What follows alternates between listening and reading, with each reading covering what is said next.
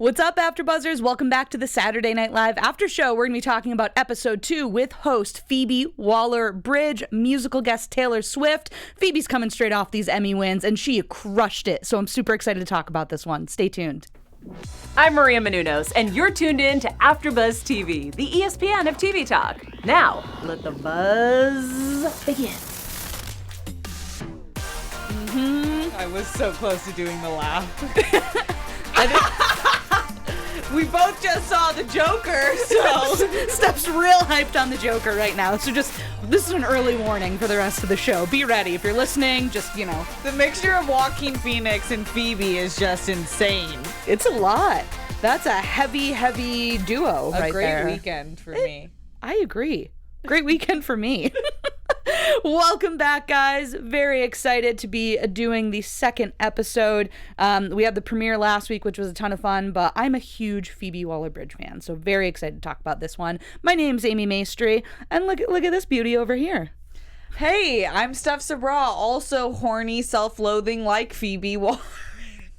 Yes. I had to intro it.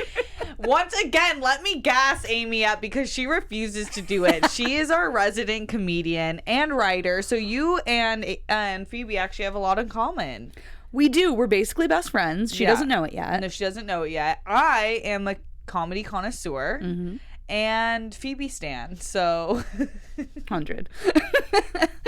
She so we were actually talking about it last week. Did you do your homework? Did you watch all of Fleabag? I did not watch all of Fleabag, but I watched an episode, and I can tell you that our producer in the booth, Brianna Phipps, are you there? Yeah, I binged all 2 seasons. She over did the it. Weekend. She did it. I sacrificed my weekend, and let me tell you, it was worth it. Everyone shout out Brie Phipps. Everyone troll Steph. Drag me. It's, God, for anyone who has watched it, she has such a specific kind of humor. She's so smart, so relatable, and I feel like it really translated in this episode. What were your thoughts going into it, and what did you think of the episode as a whole? I am not familiar with her personality like I should be because she's such a queen. I mean, what a powerhouse 2 years she's had just creatively and professionally. But I guess I should have known based off what I know about her character in Fleabag, and a lot of it is, like she says in her monologue, drawn from personal experience. But I didn't know I judged her. She looks like a quiet type, but she is totally not. She had this presence that owned the stage in a way that a lot of hosts can't pull off. So comfortable. So comfortable the whole time. It was incredible. So yeah, tonight we'll break down each sketch, go one by one. We'll talk about the musical guest, talk about Weekend Update, go through everything. We'll hit up our special segment where we cover an anatomy of a sketch. So we just kind of go through the structure of a sketch, explain what maybe worked or what we thought didn't work in it. I'm actually very excited for the one tonight. So that's going to be coming up later. We're going to get into a little bit of news and gossip. And then me and Steph are just going to laugh at ourselves a lot. So we hope you do too. Just like that. I hope you guys are laughing just like that at home too. If not, just humor us. It's fine. Let's talk about the cold open. Let's just jump right in. Of course, get political. We didn't really talk last week. There was so much to talk about, but about Alec Baldwin, of course, coming back to do Trump. We got a break from Trump this week, which I feel like we all just need in general. So we had this cold open with Mike Pence kind of figuring out what he has to do. Of course, Kate and Adie coming back as Rudy Giuliani and William Barr, respectively. And then we got a great cameo. We had Matthew Broderick come in as, who did he come in as? Pompeo. Yes, as Mike Pompeo. I thought this was a great breath of fresh air for their cold opens, and I thought it was really funny, a really funny premise, probably a really accurate premise of what Mike Pence is thinking, and the idea that they played on that they're all just trying to find an exit route before the impeding exit comes is hilarious. Yeah, I think Kate, I love that every time she takes on a political impression that's like of some just awful man, basically, she always slips in so many animal references. I think of, you know, Sessions with like the possum and whatever, and now with Giuliani, talking about that when she lived in the zoo with the gators. Like, there's always weird animal references that come along, and I'm really here for it. When he is like, I'm not makeup ready. I mean, she just embodies this gross figure that he is in the best possible way. And then we really got to see a bunch of people. We had Ben Carson come in, who apparently doesn't know how to get into his computer yet still. I completely believe that. I think that was ripped from an actual headline. That's the next whistleblower report. Ben Carson doesn't know his computer password. No one would click it because they'd be like, all right, tell us something we don't know. Next. Anyone? SNL reference? Next. We're just gonna shout that at you. Bueller. Taran Another Killam fans. SNL reference from this cold open. I love all the Ferris Bueller references. The speech at the end of how impeachment comes at you fast. Impeachment moves pretty fast. If you don't stop and look around, you might miss it. I do have a question. Do you know how SNL works with the guest appearances? Do the celebrities say, like, I would like to be a part of this, or do you think that they have an idea and then they have an idea of who could play those people and then call them?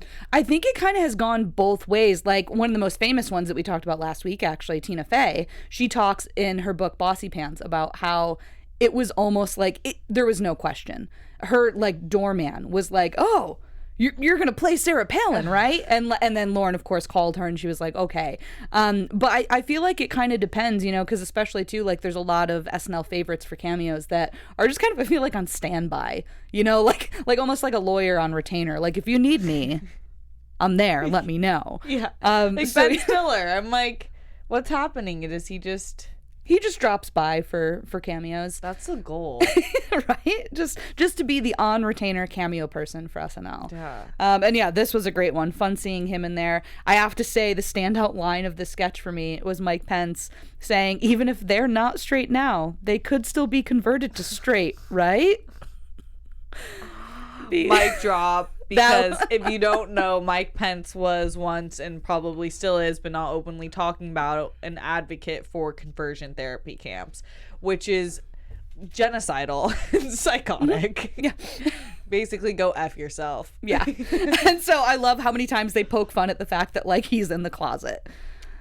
I mean, he doesn't go anywhere without his wife. That's proven. Like, he's a big advocate that to avoid temptation, you basically need a nanny because men can't be controlled unless they're watched. I'm really excited to see who the vice president nominee is for the Democrats, because can you imagine the fun that SNL will have with debate sketches between Pence and if it was a woman?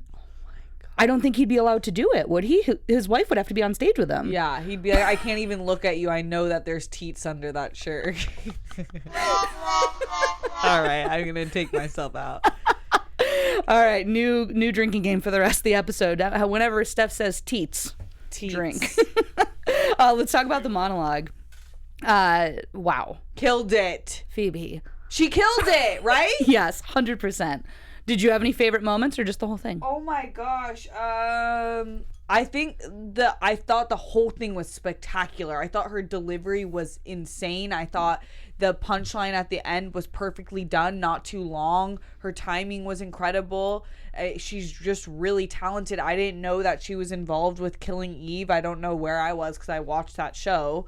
And I just feel like I disrespected the great talent that is Phoebe, because what a queen, and she's a natural. Yeah, and you know, it's funny how that happens with a lot of people, or like a show that explodes, and all of a sudden you're like, oh my gosh, they did this? Oh my gosh, they did this? And you keep doing that, and I feel like she's like living in that moment right now, and she deserves it so much. Yeah, I feel like this monologue was very reminiscent of Fleabag's style, but also showing her own style too. And like you said, like she just had so much confidence going up there. I was excited for the rest of this episode. The monologue really does set the tone, even more than the cold open. You know, like the cold open can fall flat, and I'm still like, okay, let's see how the monologue is. Yeah, and Woody's still be excited. Monologue really set the tone for me. I think that's a great point because that's what happens. Yeah, yeah. You just kind of are ready for it or you're not. And I think she just did such a good job of getting us ready for it and also kind of introducing herself to people who may not know her yet. I just love what she is, who she is, and what she stands for. And in Fleabag, I know from the one episode that I watched, she is a very unique woman character in the sense that she's so dimensional. She's like, we are different. We all are weird sometimes. We are horny. We are self-loathing. We are weirdos. We can be this, and this. And she's like, take it or leave it. Exactly. And what was the before they used to fear women who were horny, and now they give them Emmys. What a line. Drop. Lots of mic drops already. Already sucking the teats, mic drops. We're just going for it. Big T energy. Let's talk about this opening sketch. What's wrong with this picture? Game show, which it's funny how often game shows are at the top of the show. No, I don't. They're high energy, so I understand that. They're not always my favorite of the night. And typically they do kind of go in order of strength or, what they think is the strongest for picking their show lineup. And I understand like the high energy of game shows, but usually not my favorite. What did you think of this one? It was fine. This game show's not my favorite game show that they do because I think it's funny once because you're like, you idiots, like you're missing the point. Okay, cool. But it does rely heavily on the writing because the premise is pretty simple, and I don't think that the writing was particularly awesome, but I do think everyone did a good job. It's just not my favorite game show. Yeah, agreed. I think, too, sometimes it can go either way because obviously you have the three people up there, so they're either all on board with being crazy or stupid or silly or whatever their game is, or it's that fish out of water where there's one who's just like bananas. And I've come to actually really love, when they do the focus groups for like Barbie. I love the focus group. Because it's such a weird element. It's like these mini strange noir monologues that they write for it. And I feel like that has so much better purpose and function than this because yeah, like you said, it all relies on those specifics, so it'll still be funny, like the line of like, oh, he's being misdoubtfired. Things like that had me laughing out loud. But they really do, it all depends on those specifics, and if those don't hit hard, it's just gonna fall flat. Yeah, agreed. Word.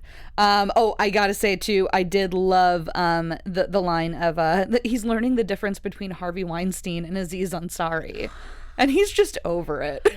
That was a really good specific line. I almost wanted them to go more in that vein of like, I kind of thought they were, because it kind of started off like, oh, are they going to go like kind of like, I'm politically incorrect on this game show? And then it just kind of got weird and all over the place. But I wasn't sure if they were actually going to kind of stay in line with that for a while longer. Love Island. Do you watch this show, first of all? No, but I've heard so much about it, and we actually cover it on AfterBuzz. Because it has such a massive following and such a bizarre premise, which I think they did an awesome job of executing that and kind of explaining what the heck Love Island is. And that's what it is what they did, is what it is. So that's 100. I don't watch it. So. Yeah, it's weird people having sex and doing weird things. Perfect. Yeah. So their narration, which I feel like so many times in reality show parodies makes or breaks the sketch because the narration is always so spot on. But they have 100% pure grade trash, just like us. And I was like, oh, that makes me feel better. Thank you. But yeah, all the different characters, their deliveries on them. Chloe, again, blowing up, having a great episode.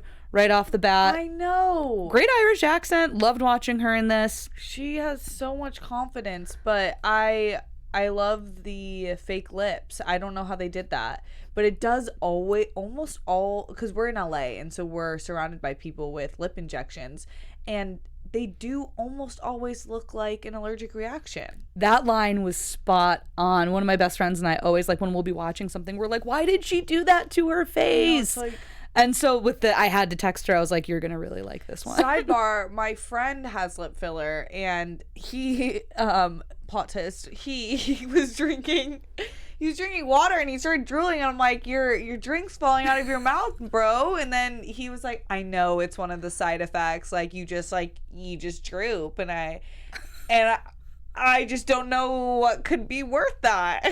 That's just an accepted part of life now, I guess. Just, oh yeah, it's fine. I just can't consume anything. Mike, I love you. He would totally be okay with me just dragging him for a second. Excellent. Can we also talk about Cecily's accent?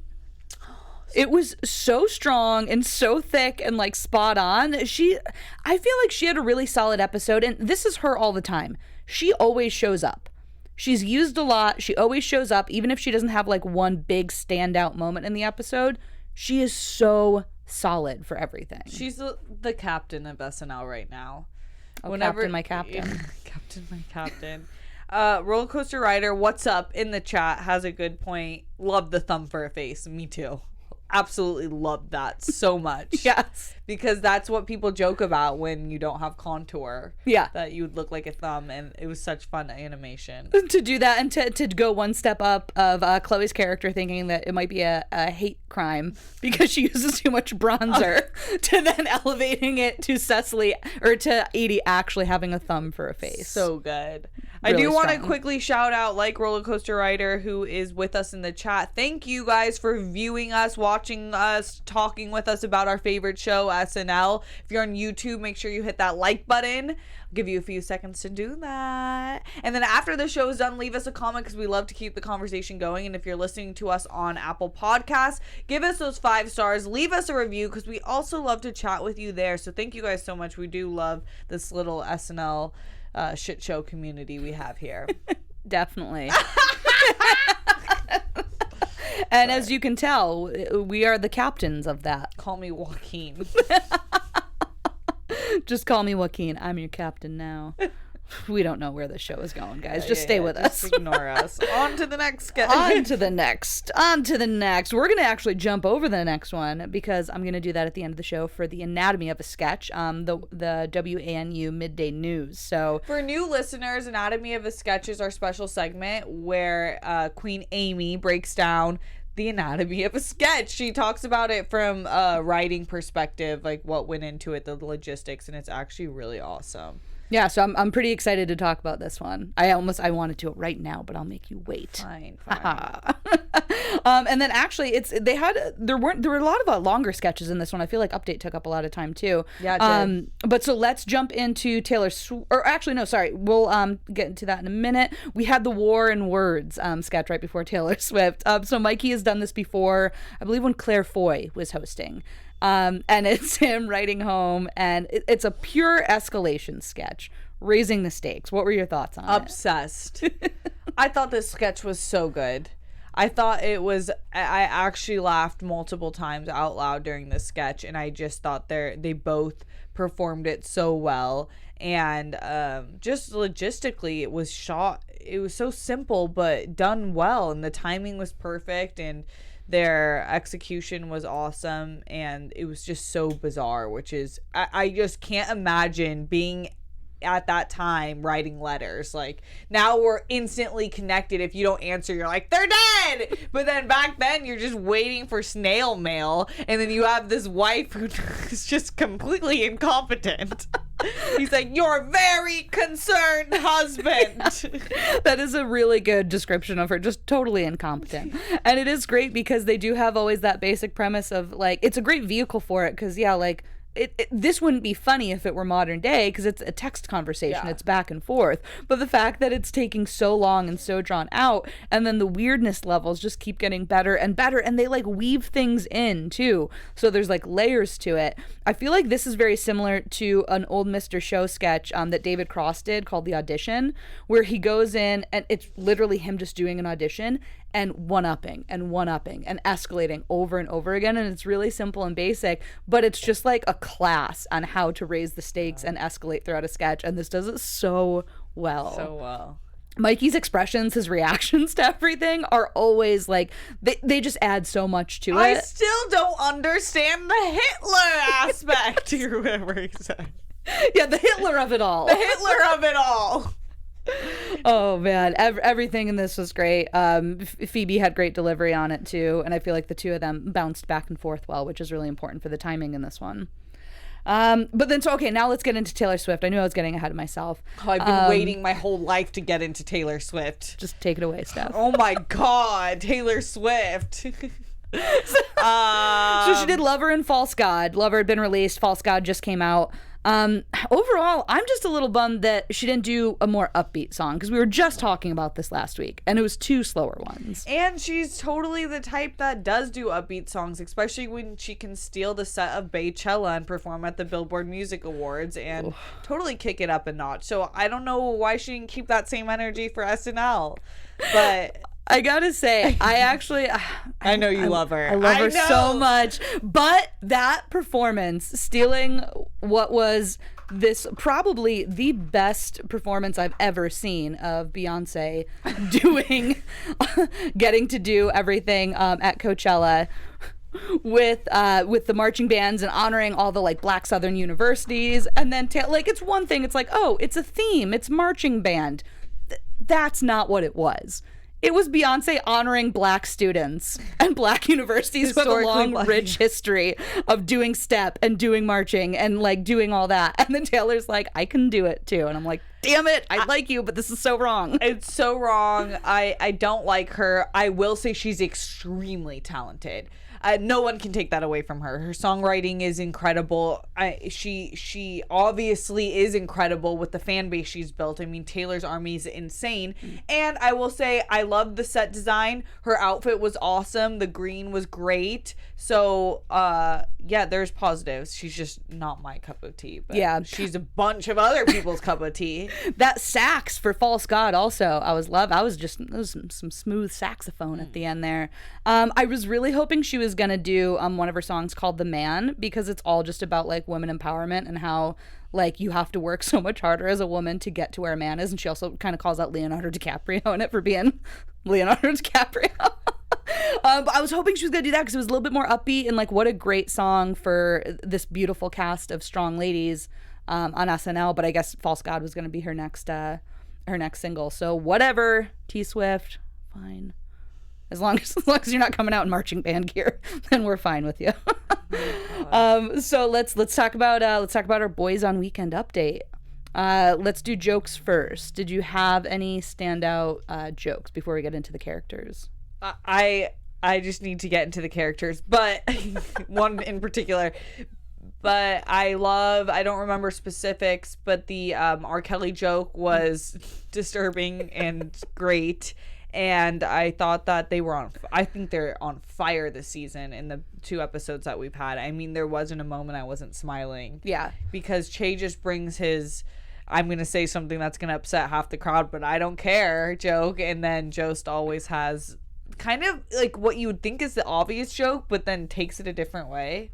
That's true. Yeah, a lot of his setups, you're kind of like, oh, and then you drop something else, and you're like, oh yeah, I'm in it. I loved his opening one of just that Trump wants to change the news from fake news to corrupt news. It's like kind of like how we want to change it from president to former president. I just love that was the first one, like setting the stage. And then one of the non-political ones that I loved was that there's a thing that fathers should stop drinking 6 months before conceiving, and the study's goal was apparently just to end Ireland. I just like the phrase "to end Ireland." Oh my gosh, that one was so funny. And you know what? Let's just jump into the guests, because we were talking about this before the show started too, and we're very excited. Let's kick it off with Elizabeth Warren, Kate McKinnon. I am obsessed with this impression. I love Kate so much, and she is so strong at this impression, and she's perfect for update when we're gonna fight and just looking out into the crowd. What were your overall on this? My overall is Kate can do no wrong, and neither can Elizabeth Warren, to be frank. I think that they hit the jokes for Elizabeth perfectly. They kind of touch on how nerdy she, like classically nerdy in the best possible way, and how she's gained this grassroots following that's insane. So they do a good job of hitting positives with her, but also making fun of her, because she is funny. She's so energetic, and that's what I love about her so much. Like, she just has so much passion and so much fire, and you see Kate do that within her impression. I know at the last debate, I was watching it with my family actually when I was back home, and we were laughing because every time Elizabeth Warren gets asked something, she's already leaning over the podium, and if it's a yes or no answer, she'll just go, yes, and here's why. And she jumps right into it, or no, and here's why. And she's so excited. And Kate does such a good job of bringing that energy into her impression, where you're just kind of like, you're amped up after you watch Elizabeth Warren or after you watch Kate do Elizabeth Warren. And the entire play, because I saw on Twitter trending that people thought that she was sleeping with a 20-something-year-old Marine, and the play on the BDSM, she's like, you know what, things can only have legs when it seems even slightly possible. And that's so true. I saw this, I'm like, all right, catch you later. This is even okay. If it was true, she's more dimensional than I thought. If it's not true, which it's definitely not true, then get out of here. Which is how they wrapped up her segment, which was so great, of doing the callback of her making another call to one of the people who donate to her, which I love that she does that, by the way. But and it's Che. He says, I don't know. I mean, I just like that she slept with that Marine. Roller Coaster Rider in the chat says you guys are into BDSM. Hard assumption. If you mean bank destroying, saving Medicare, then you yes, betcha. You betcha. We're gonna fight. We're gonna fight for you and you. Let's just do it as Elizabeth Warren for the rest of the show. Let's talk about Mort Fellner first, because I think we want to save our boy Bowen for last. Mort, we can do quick. I love when Mikey does it. It's such a silly voice, and you know it's coming, but it's so funny. Yeah, I think I love this character, and I think it's so delightful and fun and light. So I do love when he does it. Yeah, it's always nice seeing him come on there. Okay, so let's talk about Bowen Yang. Okay. We've been obsessing over him, and for good reason. Him coming on and doing this character as the Chinese trade representative, Chen Bio? I'm not sure how to pronounce it. And just taking on this so excited and just sassy persona was one of the highlights of this whole episode for me.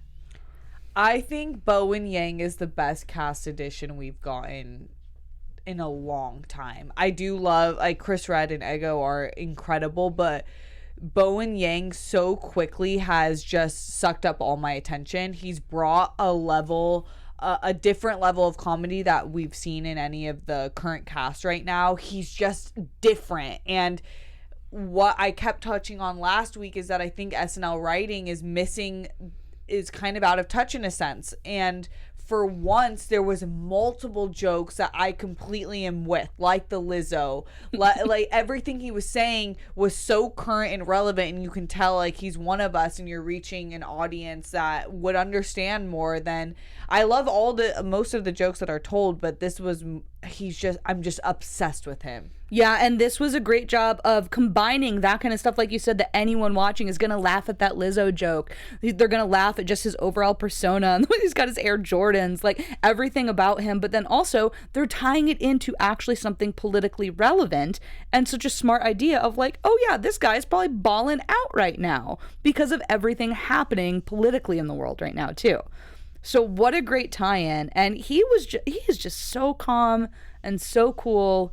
And I'm so excited to see where he goes on this show. And he was making Che laugh like multiple times. And I feel like that's a big respect nod on that end, because I don't always see Michael Che laughing during the Weekend Update bits. He kind of plays along, but you could tell he was genuinely thinking it's hilarious. And I don't know how anyone would have been able to keep a straight face during any of that. And I love just how sassy he was. He was like, save some of your tempeh, McKinsey.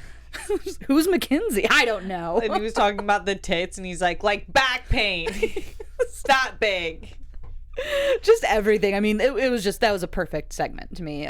Perfect length. Super excited to see what he brings for the rest of the show. And he's causing a lot of good conversation. I saw this trending before I saw the episode, which is awesome because SNL has lost some of its viewership just because of the nature of the show and the nature of non-streaming shows now. Yeah. They're just not getting enough attention, but he is starting conversation and I am so here for him. 100%. Big shout out for Bowen Yang. Let's talk about the royal romance.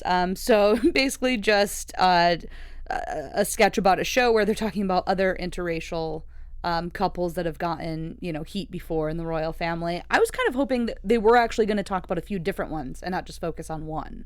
What did you think?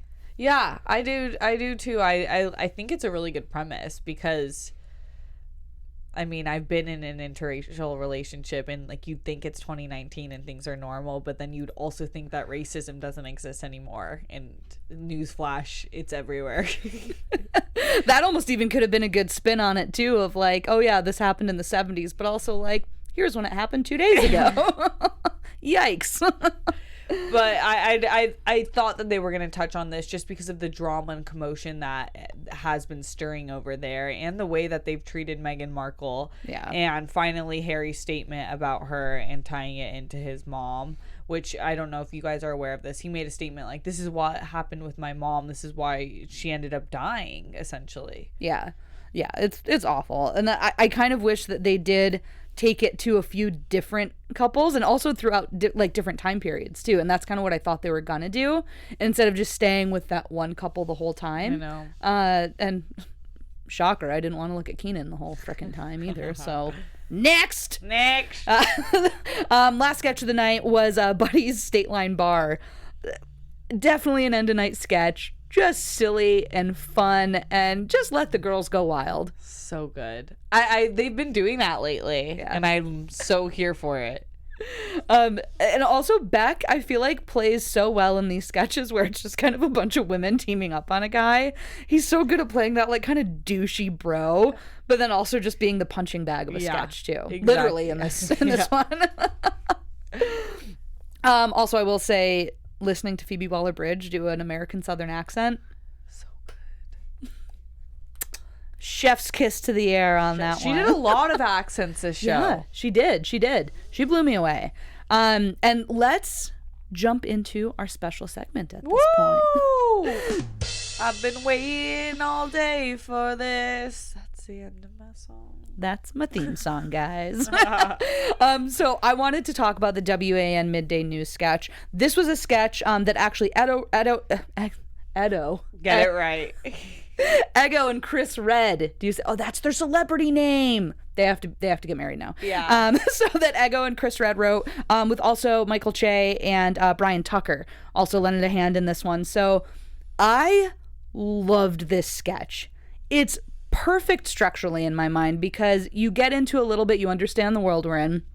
They drop the game at that moment where you're like, oh, okay, this is hilarious. Keenan and Ego are both super excited that it was a white dude, not a black dude, who committed this crime. Great, funny, understand it. Their delivery on it was excellent. They're super excited. I'm into it. But then they go that next step and you realize it's not just them being excited that it was a white guy. It's the white people getting excited when it's a black guy. So you're like, okay, taking it a step further. From there, adding the element of Chris coming in, doing the weather, and kind of taking you out of that same aesthetic. Because I feel like too many times you're always in that same place and you're like, okay, we get it, and you want to see movement, you want to see something else. So bringing Chris in to do the same thing and have the hurricane name be Chet. So of course that's a point, and now you have the tally. So again, you have something visually different. You have the tally on the screen. And then from there, just seeing the competition get higher and higher and the stakes get higher. And the way that they were delivering it too. At first, you would kind of get through a whole news story and then they would find out. But towards the end, they would just say like, and then they were on welfare. Damn it. And everyone would know. And then they went rock climbing and everyone would know. Climbing. Yeah, climbing. So the way that they kind of brought each one in and the way it got shorter so that they could fit more in and see more of like kind of the banter and the bickering from the hosts of trying to like see if their team is going to win was just so good, and it didn't fall into that place that it does so often of when it's something like this where the white guy will say something that's way too over the line and they're like, whoa, okay, take a step back. I'm glad we didn't get there. I liked that it was literally just both sides being terrible racists and just automatically going off of stereotypes and saying it's either a white guy or a black guy, and then tossing a Latino into the mix that no one cares about. They just had so many different elements that were brought into this. And then at the end, the clincher, the Joker, knowing that it was a man dressed as the Joker, 100% a white dude. So from top to bottom, this was one of my, might even be my favorite sketch so far out of these 2 episodes, so far this season. Ego knocked it out of the park on this. It was perfect. Everyone's delivery on it was great. And also, bigger shout out to Ego, because guess what? This is how you do edgy comedy. Shane Gillis. This is how you do comedy about race without just saying a racist thing and then a racist slur at the end of it and calling it a joke. This is funny and this is edgy and it's different and it's a great way of showing it without just being an asshole. So huge shout out to Ego. I love this. I could not agree more with everything you just said. I'm obsessed with you, but I also am obsessed with this sketch. I thought that was exactly what happens in the brains of Americans, white or not. A lot of us liberals, I think, would say that, I mean, we are so exhausted by the criminalization of the black community that, as effed up as it is, when you hear a really screwed up story, you do, that sick part of you hopes that it's not a person of color, and particularly in the black community, just by the rate at which they're arrested and criminalized for way more years than any other race. It's hard not to feel that excitement where you're like, thank God. And I just thought it was hilarious that they played into the stereotypes with the Air Jordans and the rock climbing and all of that. So it was really well done, and I want her to do more because that's a voice in a type of sketch that we've been missing. Yeah, totally. We need those voices, and we also just need those well-crafted sketches that from beginning to end are just really well done. So perfect. So loved it. More of that, please, Ego. All the time. So let's jump into a little news and gossip. AfterBuzz TV News. Well, we just wanted to creep on Phoebe more than we had been, and she was featured in a article that was Women's Impact Report 2019, and she was one of the women making moves, and rightly so. She was pictured...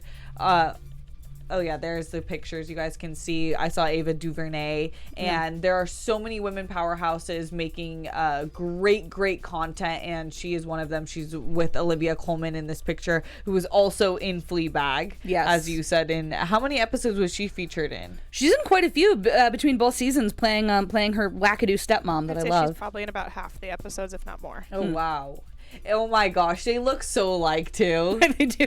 They actually really do. So we just wanted to show you guys this article, and it you guys can find, where was it? Was on Variety. And actually, it's a really great list. It has women from all aspects of show business too, whether they're actually directly in writing, acting, producing, or just people on the business side, agents, lawyers, everyone in the entertainment industry. So it's a really good article. Awesome. So you guys can look into that and find out a little bit more about our girl. Yes, who absolutely crushed. I'm ready for her to host again, honestly. Me too. She's definitely going to come back again. I believe so as well. But next week, we have from Stranger Things, David Harbour and musical guest Camila Cabello. So that's a fun duo. I kind of want to see them do a sketch together. I know. Very excited for that, though. You're a Stranger Things fan? Heck yes, I'm a Stranger Things fan. Are you kidding me? Let's do it next week. This is going to be exciting. Steph, in the meantime, though, where can we find you on social? You guys can find me on Instagram and Twitter at Steph Sabraw. Thank you guys for rocking with us today. Yeah, thank you guys. You can find me on Instagram and Twitter. I've been so good at words. Ego. I'm on Instagram and Twitter at Amy Maestri. I'll try to talk next week. Bye. Bye. Our founder, Kevin Undergaro, and me, Maria Menounos, would like to thank you for tuning in to AfterBuzz TV. Remember, we're not just the first, we're the biggest in the world, and we're the only destination for all your favorite TV shows. Whatever you crave, we've got it. So go to AfterBuzzTV.com and check out our lineup. Buzz you later. The views expressed herein are those of the hosts only and do not necessarily reflect the views of AfterBuzz TV or its owners or principals.